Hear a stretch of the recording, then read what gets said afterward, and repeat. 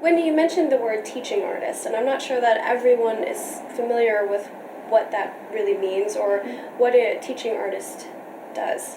Mm-hmm. Could you help explain that to our audience a little bit? Well, yeah, actually it's kind of a funny term, and it's hard to define because I think everybody defines it differently.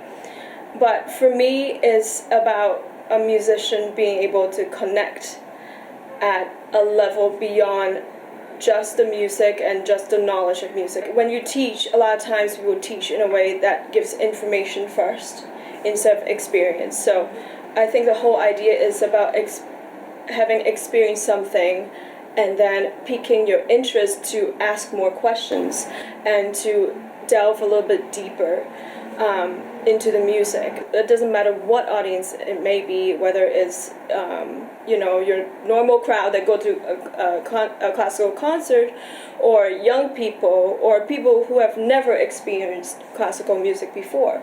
Just connect and engage in a way that pique interest so that people want to say, wait, I want to know a little bit more.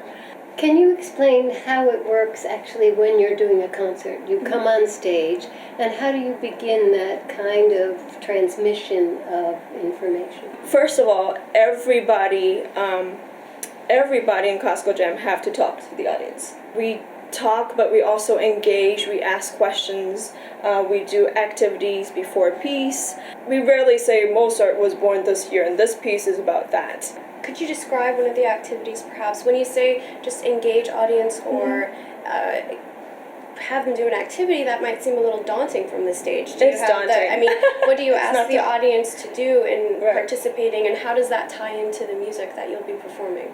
Right, it can seem daunting, but I think that's what a good teaching artist comes in, is that they're comfortable talking and interacting with the audiences. Actually, we just came back from a concert in Key West, Florida. And one of the really fun pieces that we did was Bach's Art of Fugue. The first part, we played it exactly as is in a Bach sort of way. The second part, we started going into jazz and improvising.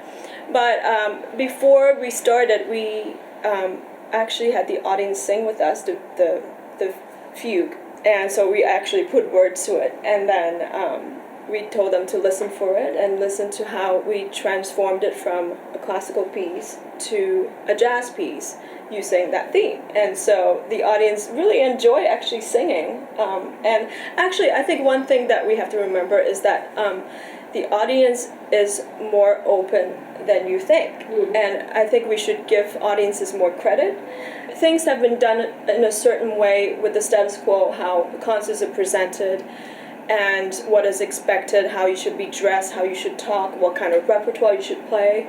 And I think that people are actually open. They're open to something new and different. And so I think actually audiences, performers, and presenters should not be so scared to just take a chance and see what happens. I think there are quite a number of organizations trying different things, and it's exciting. Right. So when people say classical music is dead, in fact, it's a kind of a renaissance time. Absolutely, I couldn't agree with you more.